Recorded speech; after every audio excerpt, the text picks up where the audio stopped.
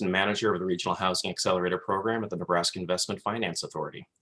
Due to the pandemic, NIFA is postponing its 2021 Annual Housing Innovation Marketplace Conference until March 28th, 29th, and 30th, 2022.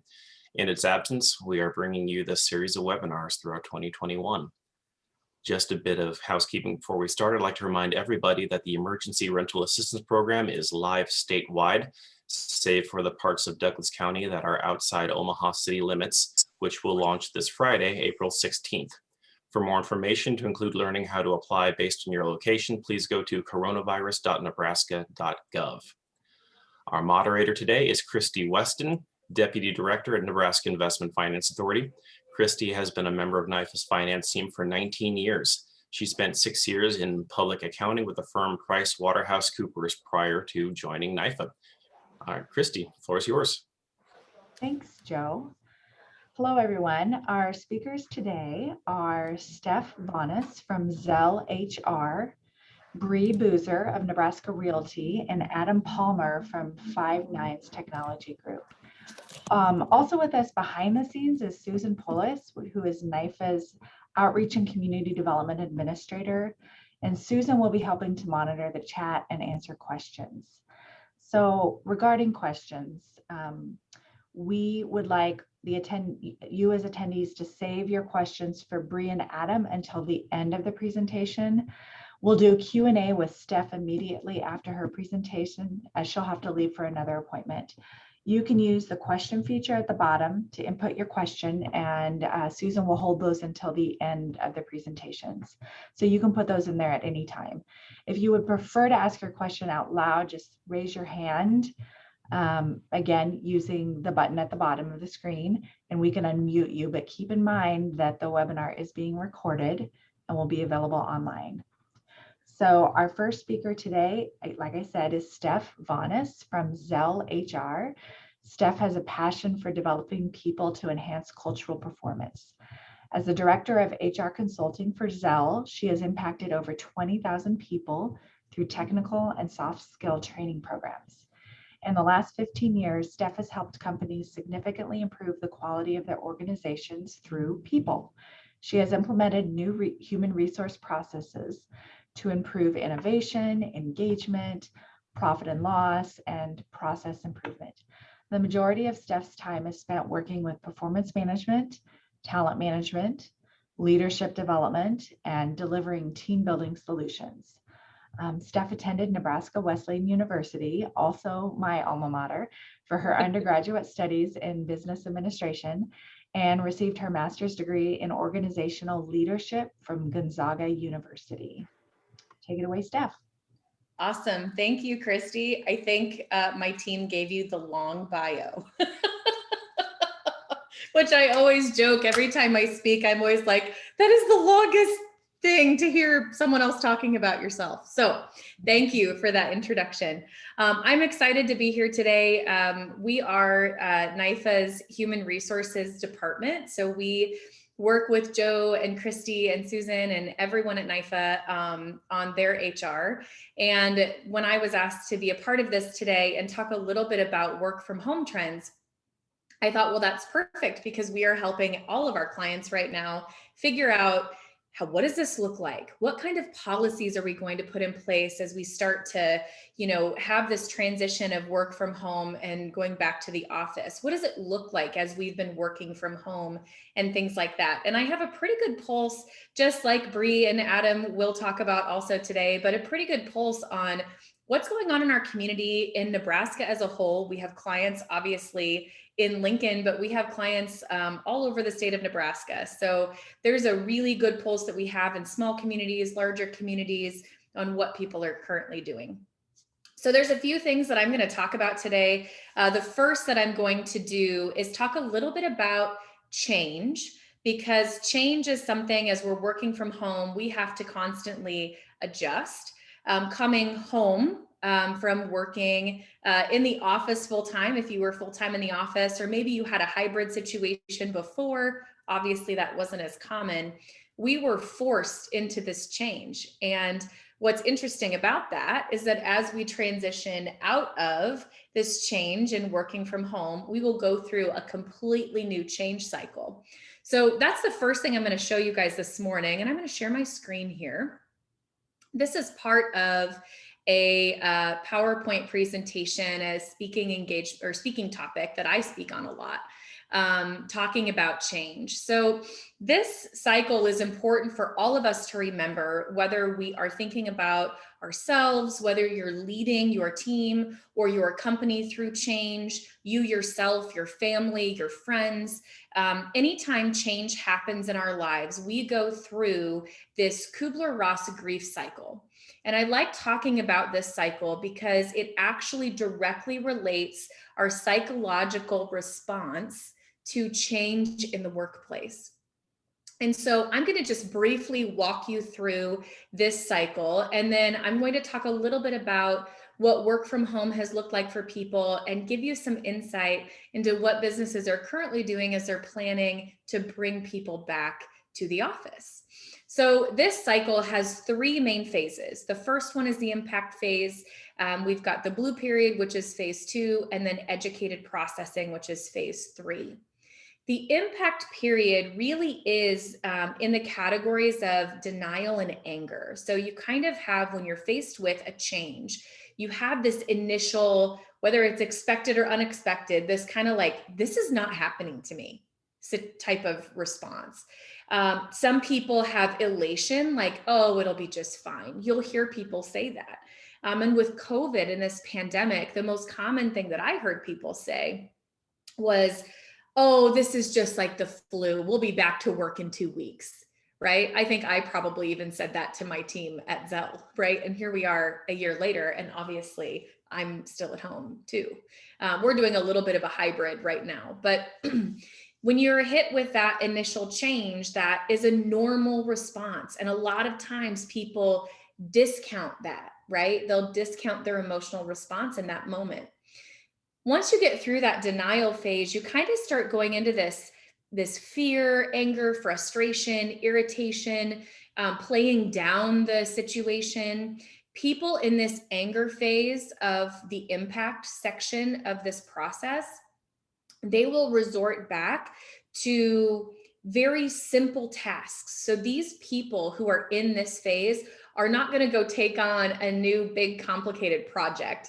They're not going to go above and beyond in their role. And you may even see your employees have some performance issues because they're irritated, they're uncertain. And really the fear that they have is not necessarily of the change itself. It's of the anticipated outcome of that change. And so the information and communication, that blue bar down at the bottom, that's extremely important. We have to provide information and communication to people to allow them the opportunity to work through this cycle in a productive way. And if we provide information and communication in the impact phase, emotional support during the blue period, and then guidance and direction in the third phase and educated processing, we are going to do our best as leaders to decrease the peaks and the valleys, right, in this cycle and make it a little more flat. It's still going to happen, but it won't be as intense for those people. Quickly here on the next slide, the blue period. This is where people kind of move through that anger phase into the depression phase, the bottom part of the upside or the U there, and then into the bargaining phase. So here, emotional support is really important. What happens to a lot of people, and emotions are hard because we have to be vulnerable within ourselves to even think about this cycle, and then think about how vulnerable you have to be with your teams in the office to work through that too. So when we're talking about this depression phase, there are absolutely people who go through a short state of clinical depression in this process. And you can expect that all of your employees, all of your team members, your family, friends, yourself as a person, you have gone through this cycle in the last year.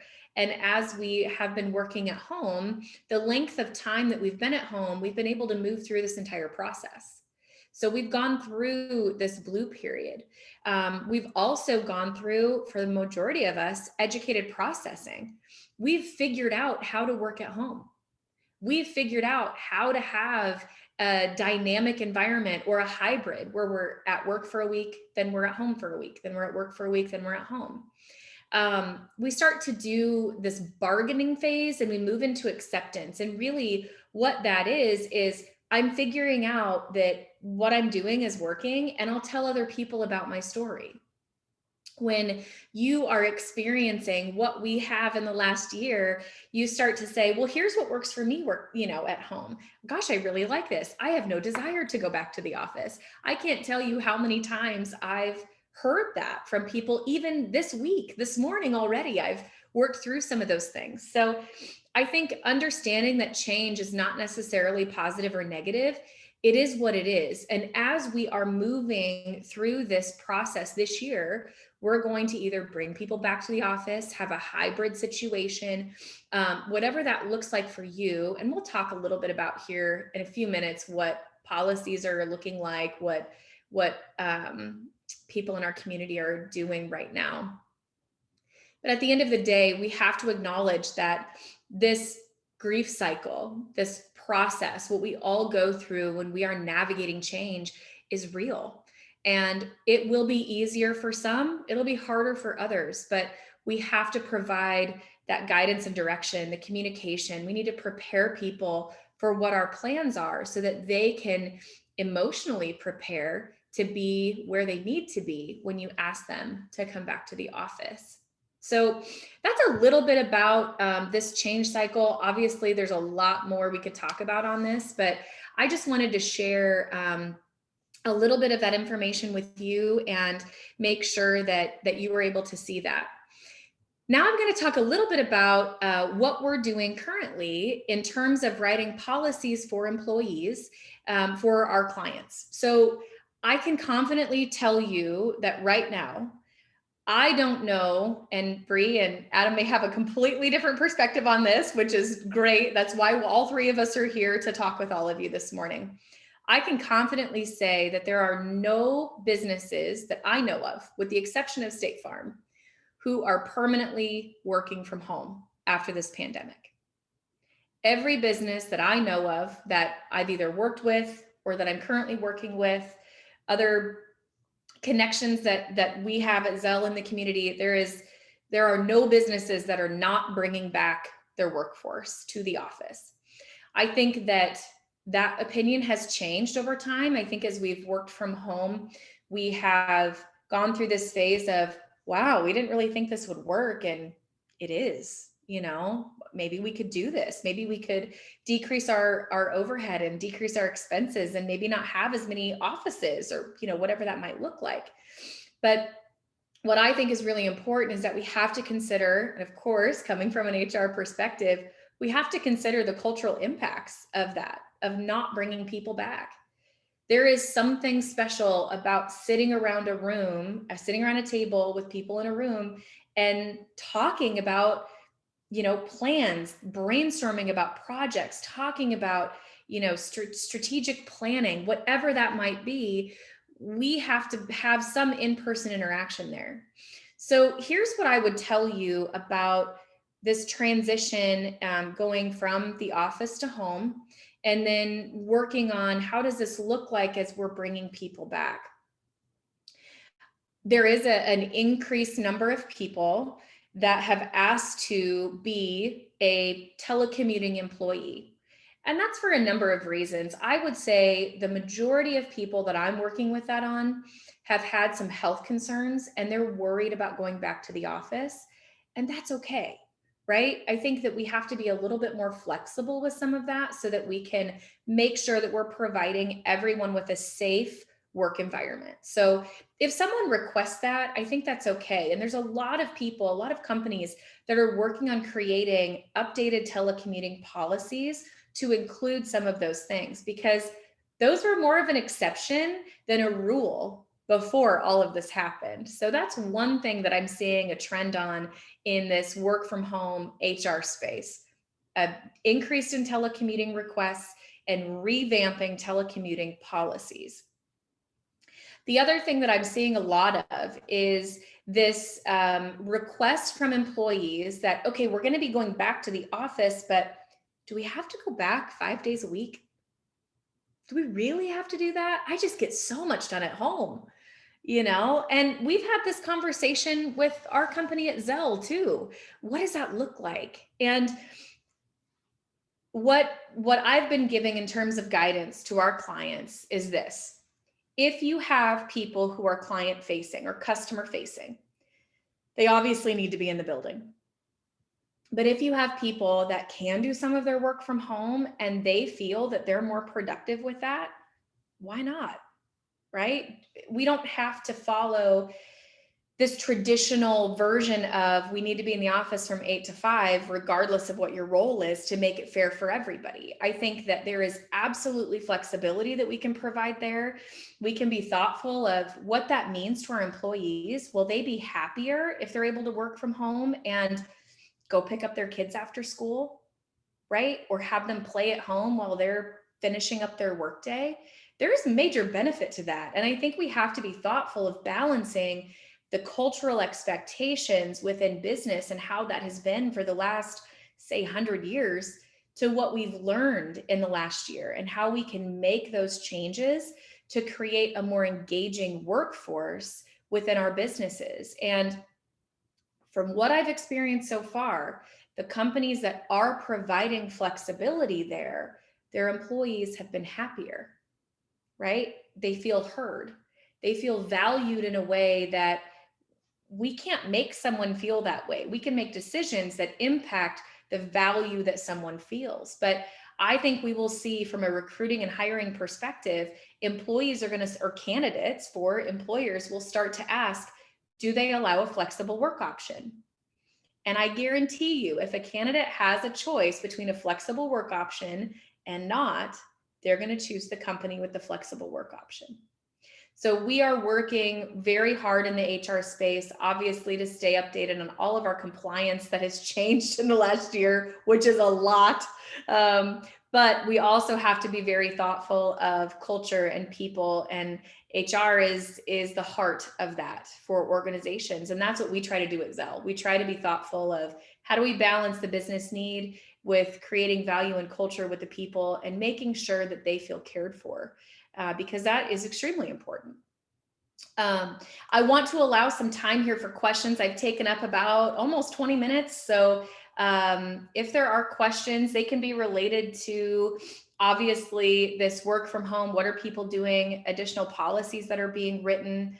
I will say, just my last piece of guidance, as you guys are thinking about questions and maybe putting them in the question and answer section, is that most organizations are providing that flexible work environment. And what that looks like is pick 2 days during the week that you're going to be in the office and 3 days working from home. And that's the majority. That doesn't mean that if you're planning on doing something different, that's wrong, but that is the majority of organizations are doing that for people who can.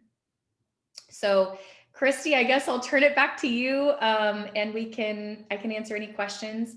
I would also say, if anyone has questions about just general HR stuff, there were some changes to Cobra in the last week with the American Rescue Plan Act that, that's a new thing. The Department of Labor just came out with their notice that they want employers to provide to past employees. So be more than happy to answer any questions you have. I don't see any questions in the chat right now or Q&A, but I will start with one, Steph. Great. Yeah. So as employers, what do you feel are the top considerations for an employer that is developing a permanent telecommuting or flexible work plan in terms of making that successful for their employees? What, as far as equipment or communication, or just, what are the most important things that the employer needs to consider in developing that plan? Yeah, that's a great question, Christie. I would say one of the most important things that we can provide people as we're thinking about those work from home individuals, those telecommuting employees, is that they have the appropriate technology to do their job from home. And I'm sure Adam's going to talk about that because he's the 5 nines expert on the panel today. But I've talked to a lot of people who have been working on their 13-inch laptop since March of last year. And I think it's important that as we create and write those telecommuting policies, that we're thoughtful of what do we need to provide it as a business for this person to be able to work at home. For those employees that are going to be doing, say, 3 days in the office, 2 days at home, or 2 days in the office, 3 days at home, we need to make sure that they have equipment that they can use at home, or we have a laptop we're providing to them to be able to do their job from home. So technology, I would say, is extremely important. You know, the other thing that I've heard a lot of with companies is that if I offer telecommuting to one person, do I have to offer it to everybody? Right? Just because this person has this situation going on, do I need to then ask all of my employees who wants to work from home? Now, the role of HR is to help maintain some equity and fairness for everybody. But what I would tell you is that if you have an employee requesting telecommuting, we need to understand why and what the purpose is for that maybe exception or for that process to start. If an employee has moved during the pandemic, there are a lot of employees who have said, well, I could do this virtual thing from anywhere. I'm going to move to Arizona. Great. Good for you. You know, how are we making, you know, that work for them while they change the location of where they work? That's okay. And as long as that employee has shown, proven, you know, you feel that they're productive doing that, there's nothing wrong with that. And you do not have to offer the telecommuting process to everyone if you're giving it to a couple of people. Anyone can request it. It's out there for anyone to request. So it's not something that you have to go out to everyone and say, would you like to do this or not? So those are the two things that I would say in terms of technology and just policy in general that we've got to be thoughtful of. All right, and maybe just one more to add on to that. Are there certain types of expenses that employers take on when they have telecommuting or work from home? Like, are employers paying for internet access? Are you know, some kind of insurance policy over the space or anything like that? Yeah, great question. Internet access has been the great debate of 2020 into 2021. Should employers be paying for their employees' internet access? In my opinion, no, I don't think so. Most policies that I've written have not included that. And I think that makes sense because we use internet for so many other things outside of work. Now, I have had employers who have said, you know, here's an example. There are employees who are buying extenders. This is just one that I purchased. It's an Eero, but there's a lot of extenders you can purchase to, you know, extend your Wi-Fi in your home. And some employers have reimbursed employees for this expense, and it's like $100. It's not a lot. I haven't had anyone say that they want to partially or fully reimburse employees for their internet. That's definitely something. If you wanted to entice people to work from home, you could give them a credit or a stipend of $25 a month, something like that, like you would a cell phone, to reimburse for those expenses. Then in terms of insurance on the space and other things like that, no, there hasn't been any of those things, and I wouldn't recommend that. I think the most important thing from a work from home perspective is to make sure that that employee, depending on what they're working on, that they have a confidentiality in mind in terms of that. I have had a lot of people in the last year have, you know, husband and, you know, significant other are working from home together. And it's like, they can hear each other. And when someone's on the phone, they can hear the other person on the phone. And are we being thoughtful of what we're talking about, the documents that we have out on our desks and who's coming in and out of our homes? It's just a different mentality than it is at work. And so especially from a finance perspective, confidentiality is really important.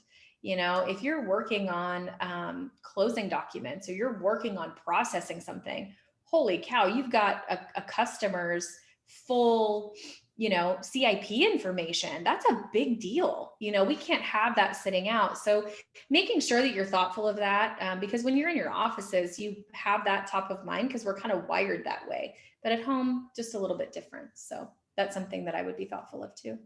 Good point. Good point. All right. I think. Christie, can I interrupt real quick?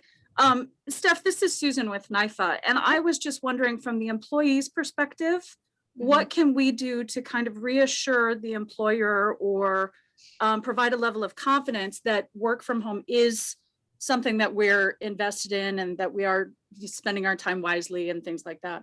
Yeah, that's a great question, Susan. I've actually had a lot of employees ask that because I think one of the biggest challenges that employees face when they're talking about working from home is, gosh, is my request going to be shot down? Like, is my request reasonable? And there's a little bit of self-doubt that happens. And you're right, Susan. It's like, well, what can I do to make sure that my employer knows I'm committed here? Like, I'm not asking to work from home because I'm not actually working when I'm at home, because that was the kind of the old adage, right? Before all of this happened, work from home, right? You're really doing your laundry and walking your dogs. Like, you're not actually working. I think what we have found is that working from home for most people is more efficient. And so as long as the employee can say, hey, this is really working for me, is it possible for me to continue working from home or to have some kind of a hybrid schedule? I just feel that I get so much more done when I'm able to sit at my desk at home and go through these loan applications or process these documents. I don't have anybody walking by my desk. I don't have as many phone calls that come in. There's less distractions. And so that's important. And I think if employees feel that way, we need to be able to listen to that and say, if you're telling me that that works for you, let's talk about it, right? And we can work through what that looks like. But I think the biggest thing for employees is to not be afraid to ask, because I think that is probably what a lot of people are struggling with right now is it possible?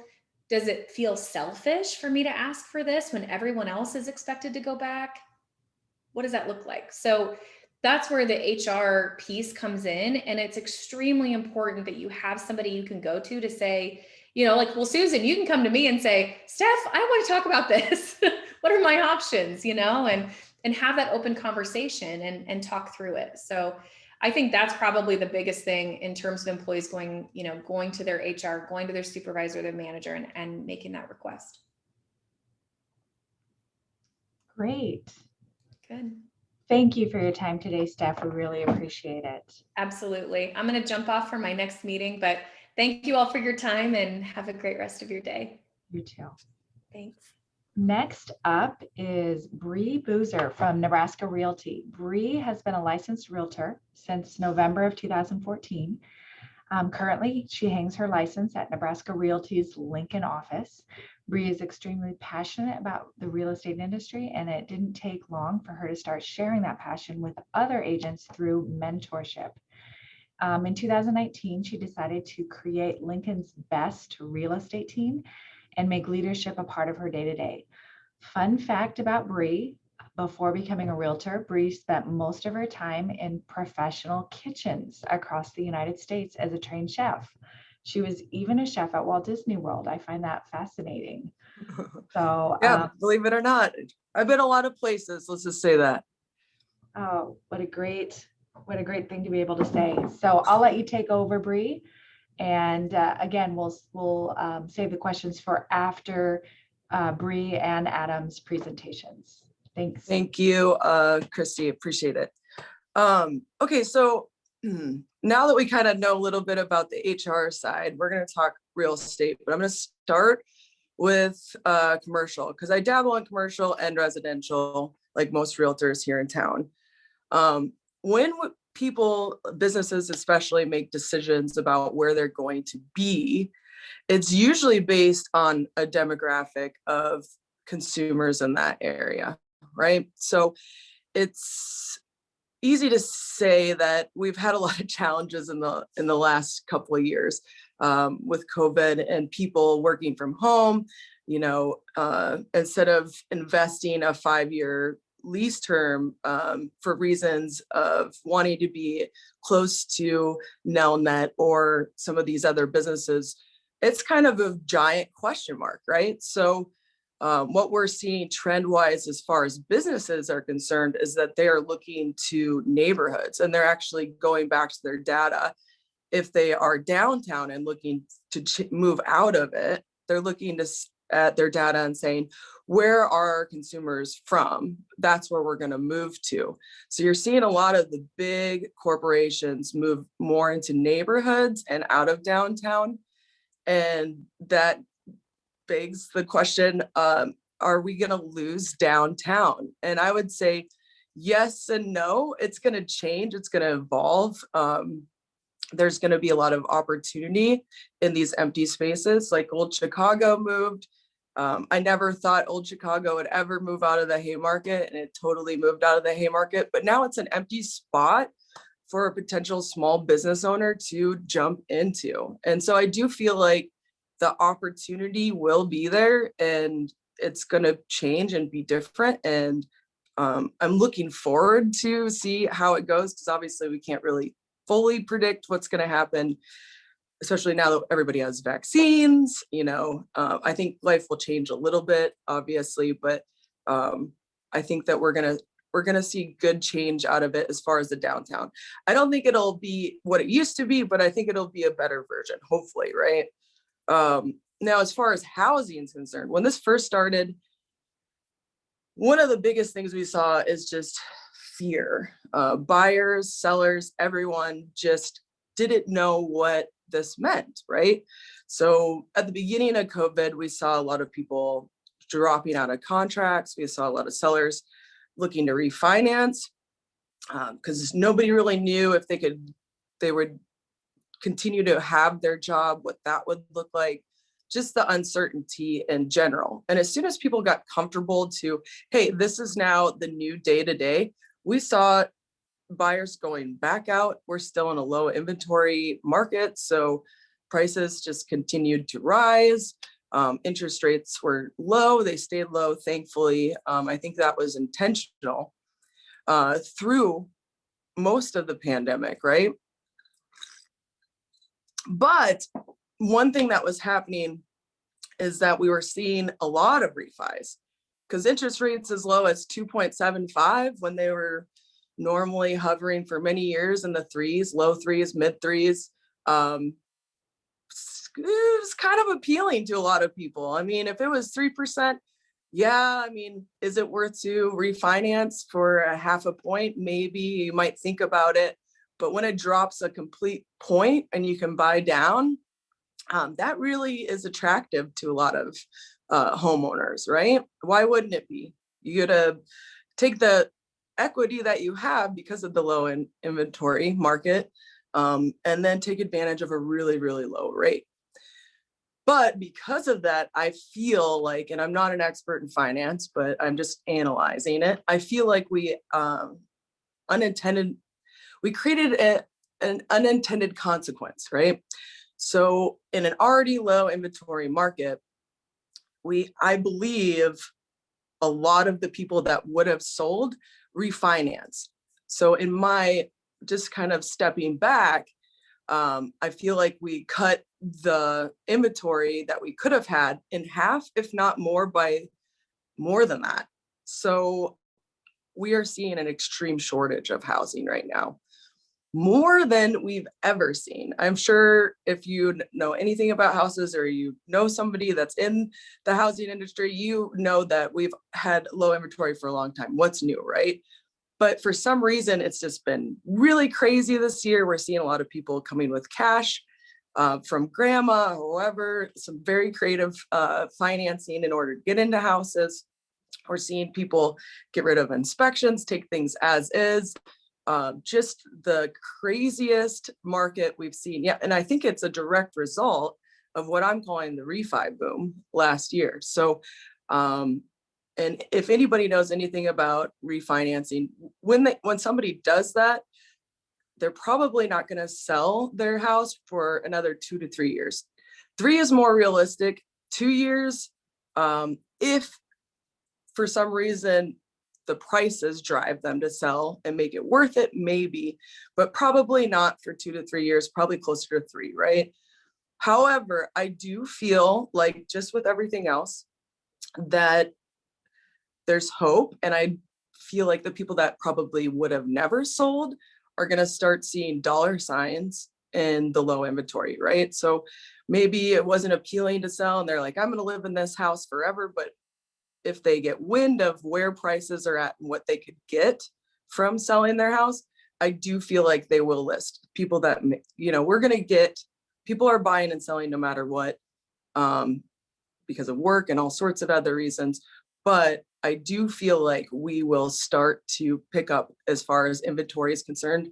I still think it'll be lower than it normally would have been. But I think that it won't be as extreme as it is right now, later on this year. So I guess we'll just see, but that's all I really got as far as the housing market updates. If anybody has questions after we're done here, feel free to ask. So It's an interesting time in housing, isn't it? yes, it is. Okay. Our final speaker today is Adam Palmer from 5 9's Technology Group.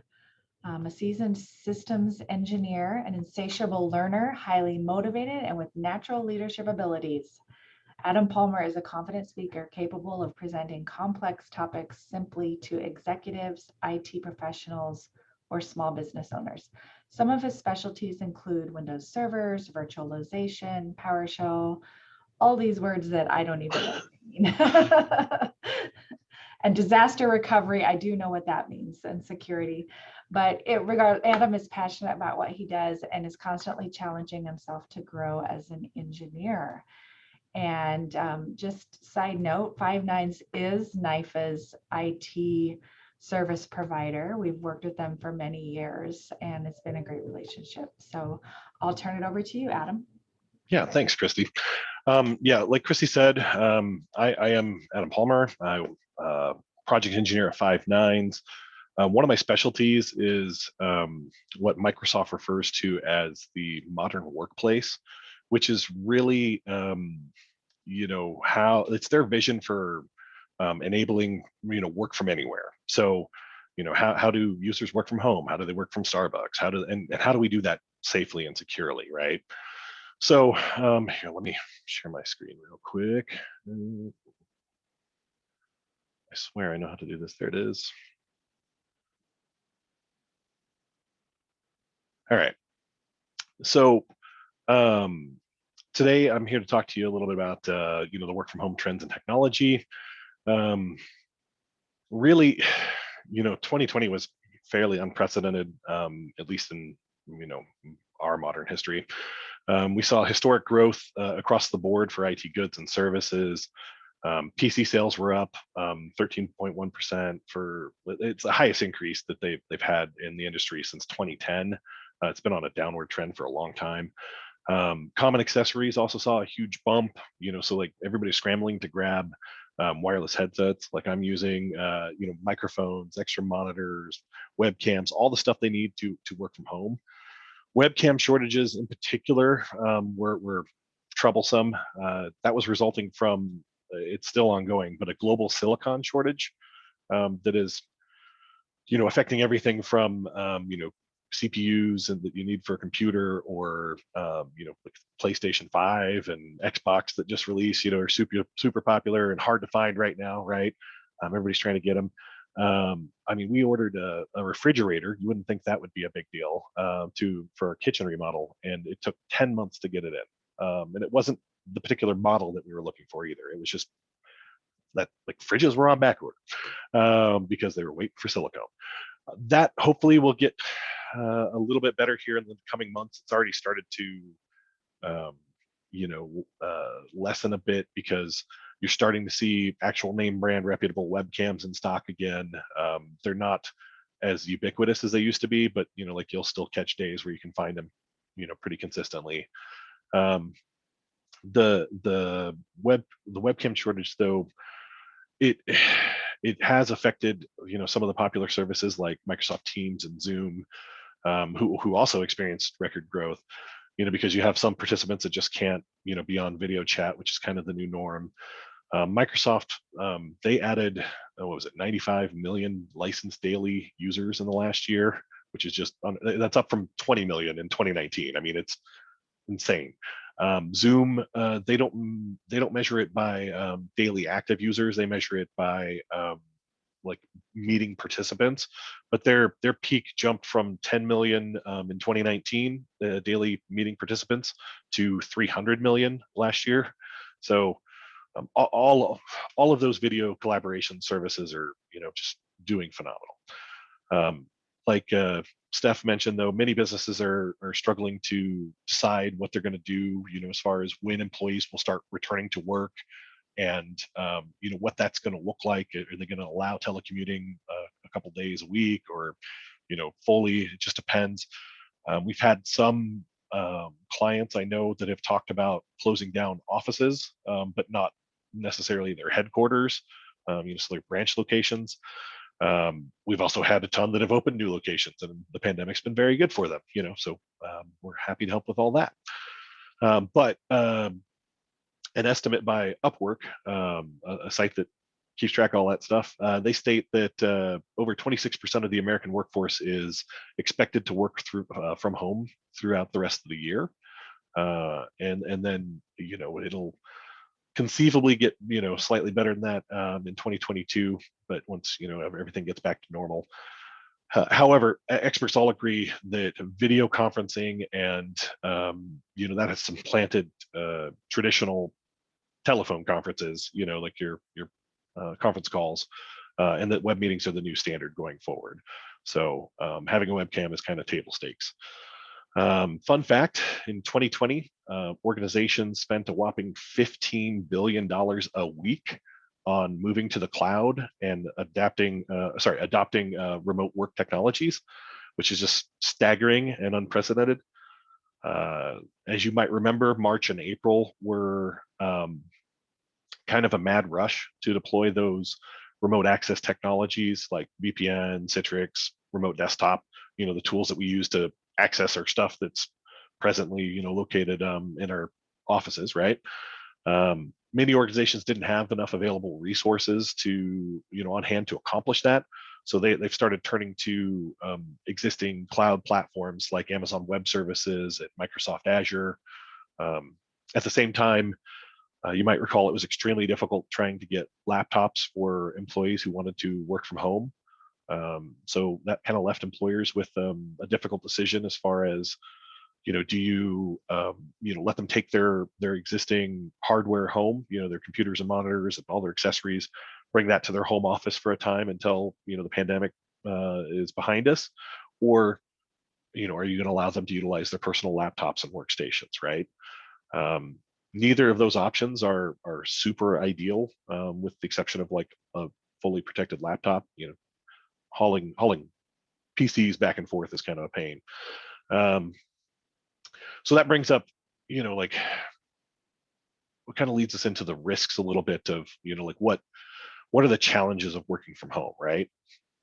So first up, you kind of have to consider the devices that we send home with them, either corporate or personal devices. Who's using those devices? Who has access to them, right? Is this the daily driver for just your employee, or are you sharing with your employees' kids and spouses, significant others, whatever? And then how do you protect against that, right? Modern, or I should say, most commonly in environments today, you have a system that's on premise that is protecting your, providing your Windows updates, your security patches, your antivirus, right?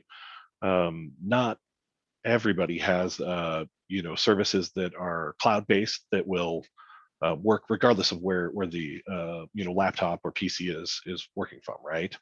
So we have that challenge to kind of work around, right?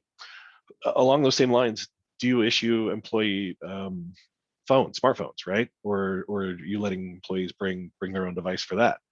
Like what's your acceptable use policy around that? Do you have, can they download and put whatever apps that they want on there? Maybe sideload or jailbreak an iPhone, right? To run even something more further. And then if you don't want to allow those features, right, how do you protect against that? How do you stop them from doing that? Because sometimes you need more than just an HR policy.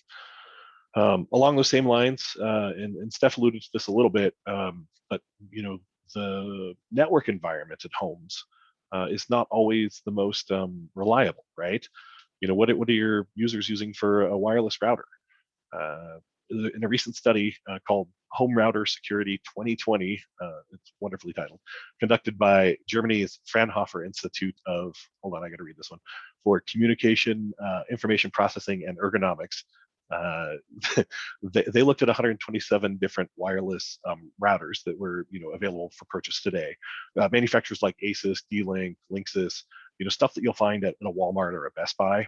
Of those 127 routers, all of the factory shipped operating systems had, on average, 26 critical vulnerabilities that would easily allow for remote code execution, just total ownership of the router, and it's on the internet, right? Like there's nothing in front of that that's protecting your router from the bad guys. So that's just when they, like I said, when they leave the store. The vast majority of those routers, they don't patch themselves. They don't auto update, right? So they require you to go typically out to a website, find your router, your specific model, and download specific firmware, and then apply it, which is a super scary process. Something you're not going to ask your users to do, right? Because it's too much.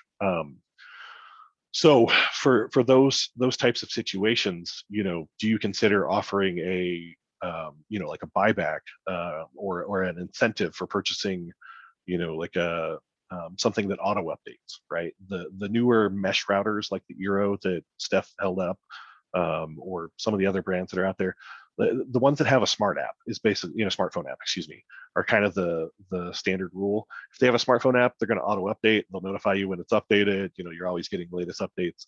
But everything else, like you kind of have to look at the manual and see if that's a feature or if you're on the hook for that, or talk to the Best Buy or Walmart rep, right? So other network considerations, we kind of alluded to this a little bit before, but who else is on the network? So not on that computer, but just on the network. Are they pirating TV shows, movies, the entertainment in general? What kind of protections are on those machines that are isolating them from your corporate devices? These are all things you have to consider, right? So how do we secure remote networks, right? How do we let people work from home safely? We kind of have to shift our thinking. The old traditional model was a perimeter-based security approach, where you put like a firewall out in your corporate network, right? And then you put all your resources behind the firewall. You only let the people in your office work behind the firewall. You don't let the bad guys in, right? Easy enough. They've since started layering on additional features like intrusion prevention, intrusion detection, like those automated systems that'll swat the scary stuff away, right? But that doesn't really work, when we start leveraging like cloud solutions like G Suite or Office 365, or if we, what am I trying to say? Sorry, if we allow users to work from home, so once we extend that perimeter effectively outside the organization, it's like you can't really put a firewall behind all of those services, right?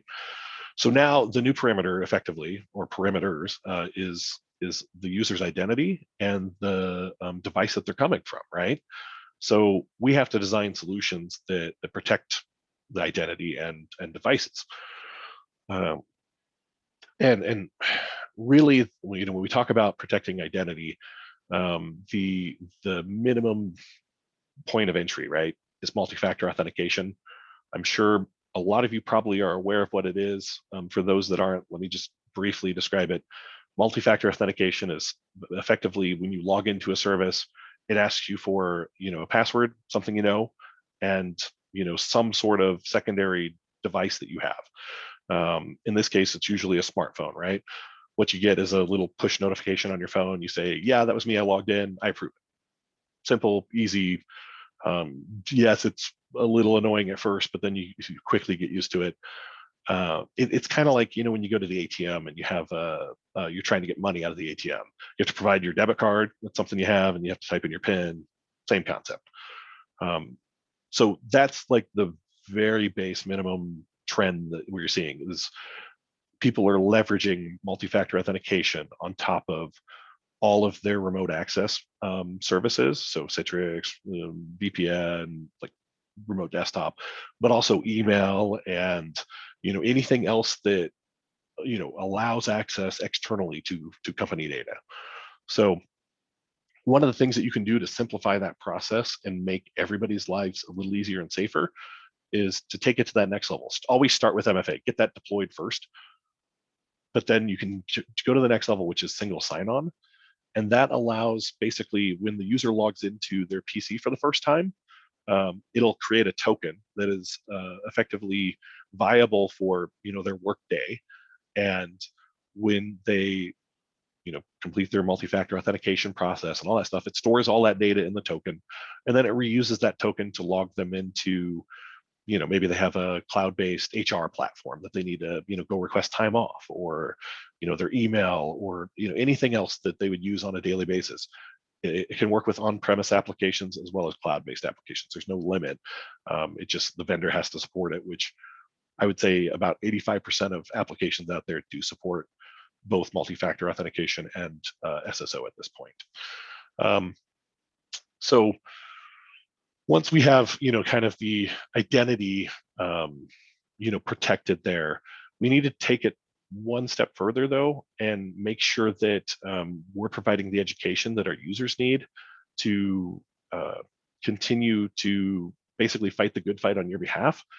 Because I mean, we've all probably seen it. I mean, most of us have probably fallen victim to it at one point or another. But email phishing, it remains one of the largest threats to corporate security that's out there. If you're unaware, it's attackers craft these specially designed email messages, and they look like they're coming from very legitimate sources. Send them to your users, and they say, click this link, or go log in here, or whatever, right? And they try to make you think that like it's you'll get a gift card, or hey, this is that document you've been waiting for, you need to sign, things like that. People fall for it all the time. So you need like a good security platform. We leverage a tool called KnowBe4, but there's others out there. And basically what they do is they start with initial baseline training, which are like 10 to 12 6-minute videos. They're not tough. They're not hard to get through. They get all your employees through that, and then they start monthly basically email phishing tests against your user base. And KnowBe4 publishes these anonymized metrics, and they've got like over 4 million users that have completed the initial baseline training, and then they've started collecting their phishing test data. They found that even users that have passed or gone through the initial training and done the initial phish test, 37.9% of them fall for the phishing attempt still, which is just bonkers, right? But what they found is continued training. So like when you fail the test, they just have you go, relearn some different, like it's the same material, but from a different point of view, and they keep it fresh. So you get some re-education if you failed the test, and then they test you again. They found that after 3 months of testing and training, only about 14.1% of people fall for the email phishing. At the end of 1 year, only 4.7% fall for it. So email testing, security testing and awareness is very important. It's more than just email testing, just for the record, but that's the easy example. And it's important that you keep this going so that your new employees are also up to date with the latest security practices and what we're asking them to do to keep things safe. But the next step is to look at endpoint protection management. So when you're in the office, right, you typically are relying on older tools like group policy to manage, who can log into what, and like is the device encrypted, and like what time of day are they allowed to log in, stuff like that, right?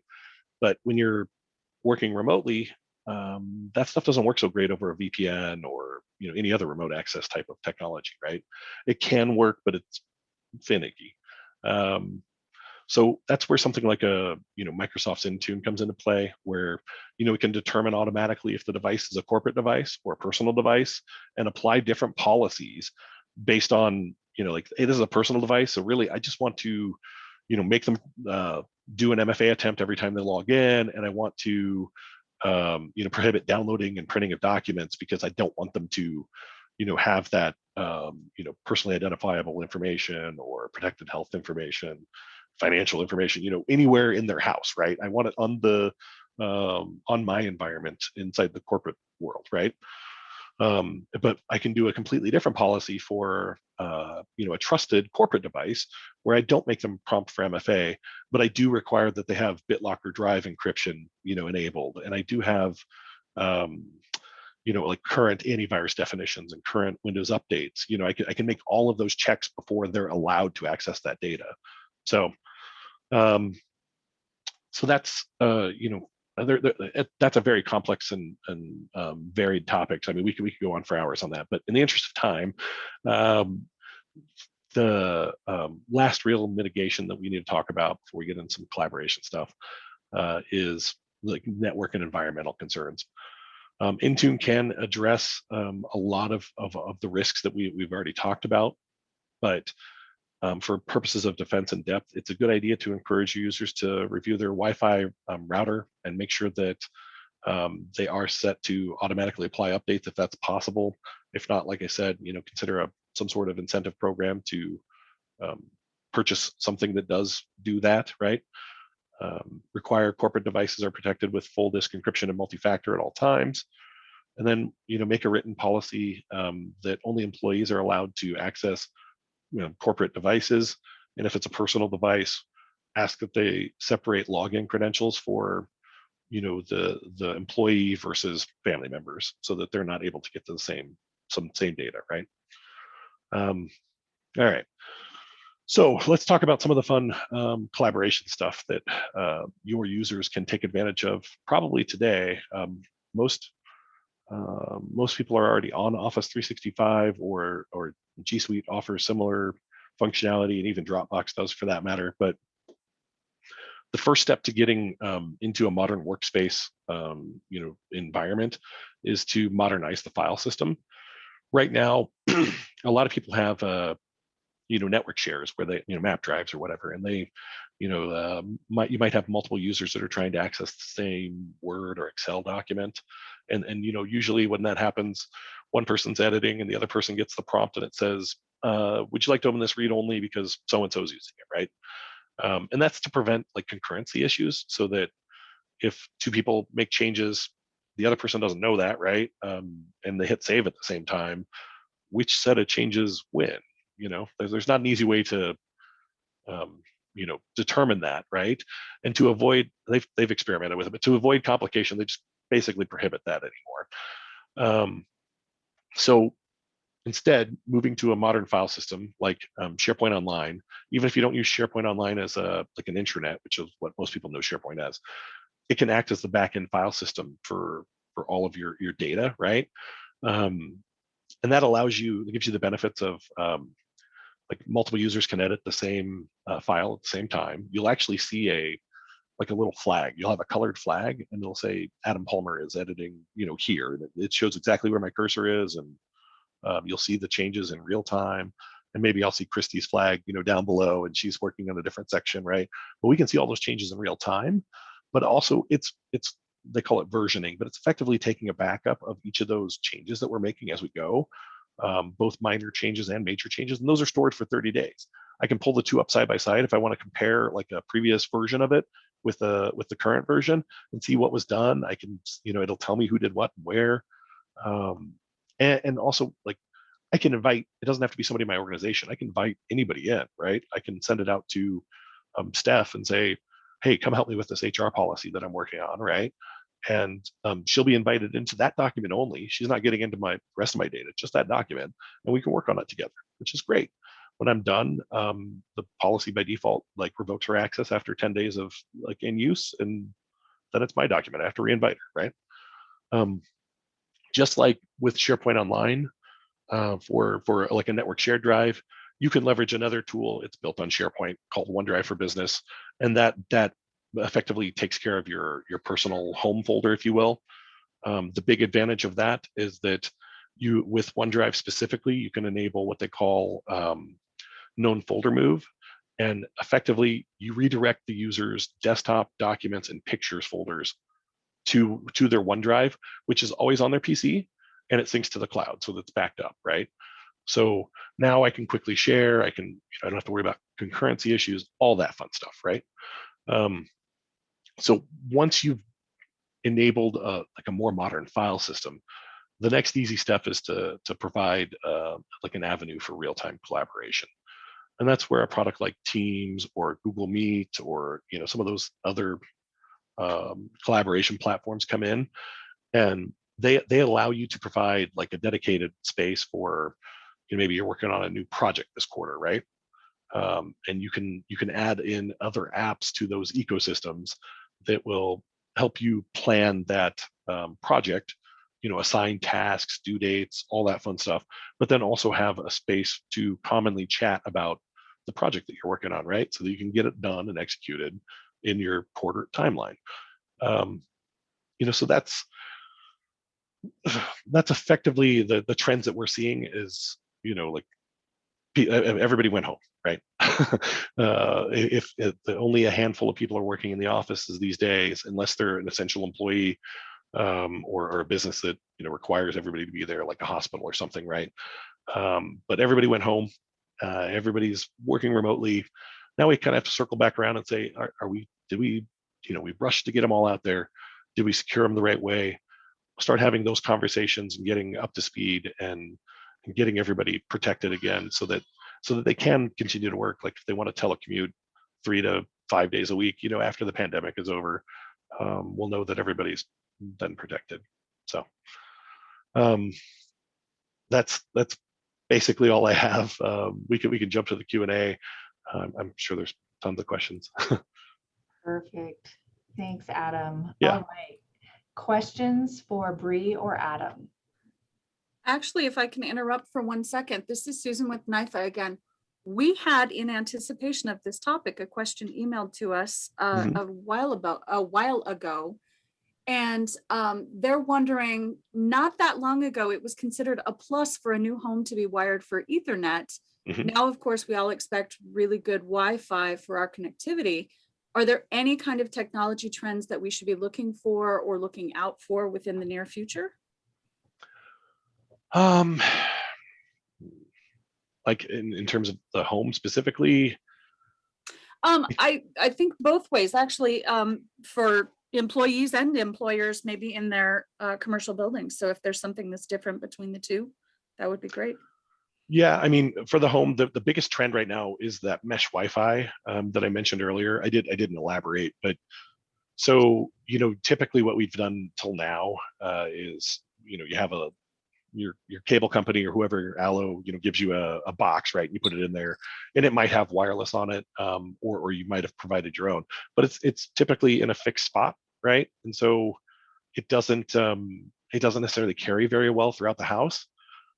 These mesh Wi-Fi systems that are out there now, they call it a mesh because it's literally like you mesh your fingers together, right?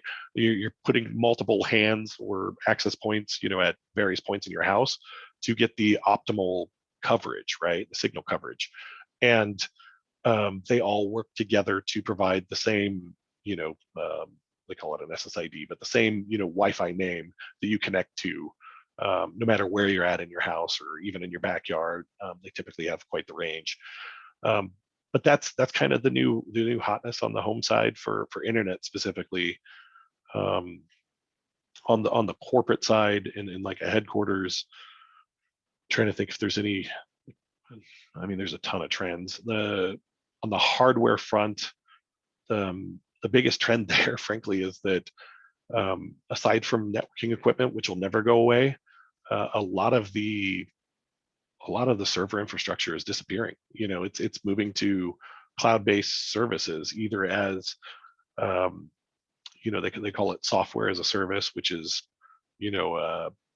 when you have just a part of an application, right? That you're like Office 365 is a great example. That's software as a service.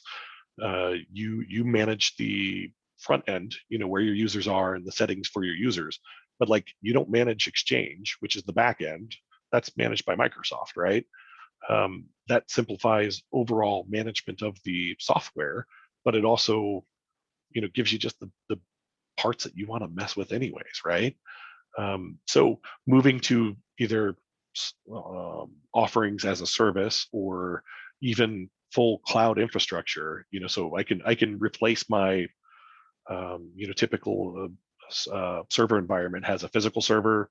You're typically running multiple virtual servers under that physical server. You might have storage and some other stuff that's separate, and it all adds up to make your infrastructure. But now that can all live in Amazon Web Services or Azure, and I don't have to manage the any of those components, right? I just manage the virtual machines now that are critical. They run your domain controllers, and they run your application servers, and all of the stuff that you guys need to do your work on a daily basis. It's all moving to a simpler, scalable, automatable like model in the cloud. Does that answer your question? I haven't seen the gentleman who asked it respond, so I will hope that answers his question. If not, Mark, Sure. please respond back and we'll clarify things. I don't see any additional chat questions or questions in the Q&A box, but I do have one question. I'm just wondering, on a personal level, aside from the items that you mentioned, is there anything else we need to be doing to protect ourselves to allow that security for the employer to continue to allow folks to work from home, or if there's just something more that we can be doing beyond just the normal kind of thing? Yeah, that's a great question. So I think one of the things that people don't often consider, at least in they call it bring your own device, but when you allow users to use personal laptops or workstations to access remote resources, right? They don't consider extending their typically much more sophisticated corporate antivirus to those personal devices. So a perfect example is you can't get some of the next gen antivirus products that are out there. Those get resold through regional resellers, and they don't have like a home version of the product because they have to be managed kind of centrally by an IT staff that's trained, because they're more complicated than what the home antivirus solutions do, but they're also more effective, right? And most of those next gen antivirus solutions are cloud based, so they could technically work on any device. It doesn't have to be a corporate device.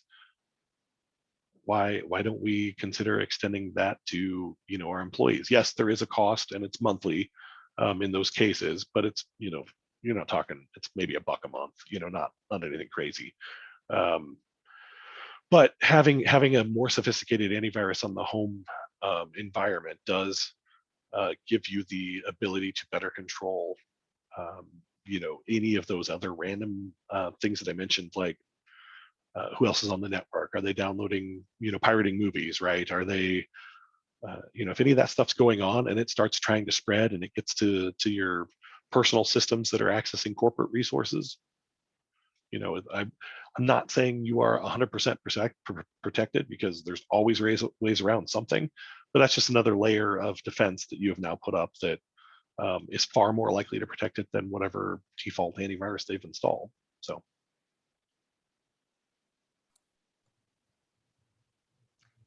Question for Bree. I'm sure that you are seeing a trend of people needing or putting a home office at the top of their list when they're searching for a house. Are you seeing, what types of things are you seeing that help employees? Because I'm sure we have a lot of employees on here.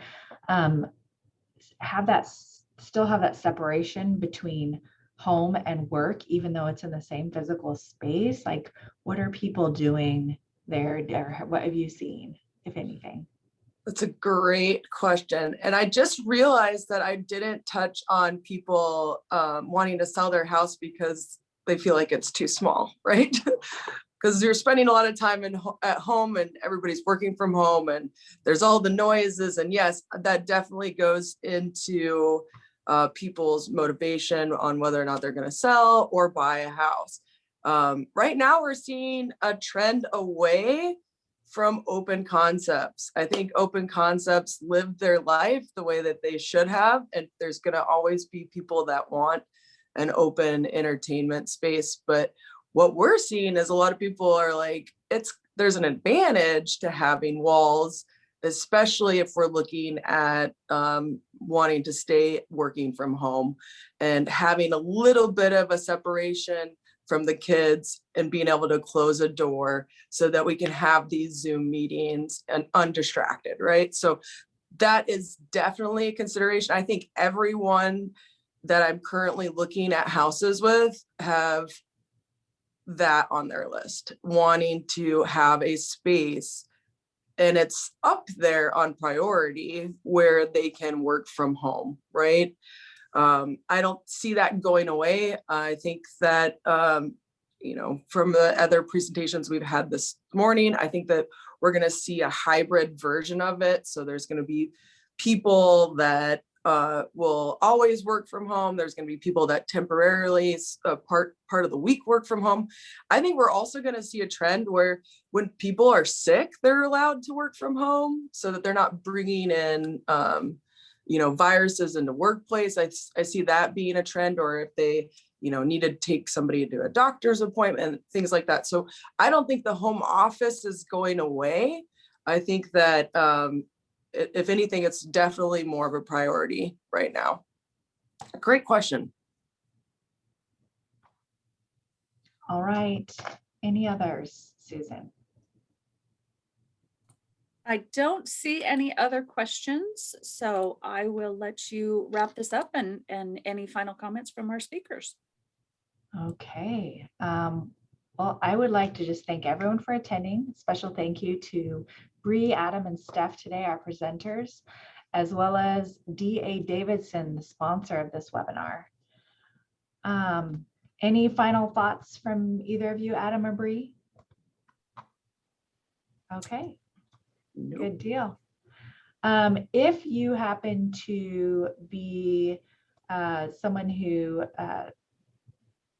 needs continuing legal education, this webinar has been approved for 1.5 hours of CLEs. If you'd like credit for attending, but you haven't entered your license number yet, please contact us at outreach@NIFA.org. And just one last note, remember that this webinar, along with all of our previous ones, they're recorded. They're available at NIFA.org under Community Development Training and Webinars. They're also on our YouTube channel, which is at NIFA Housing. And then just one last plug for housing.ne.gov, which is a free website for listing and finding rental properties in Nebraska that NIFA participates in. So we'll see you again next week. Thanks for joining us. We'll see you next week when our topic will be housing resources for transition age youth. So sounds like a great topic. Thanks for joining us today and have a great rest of your day.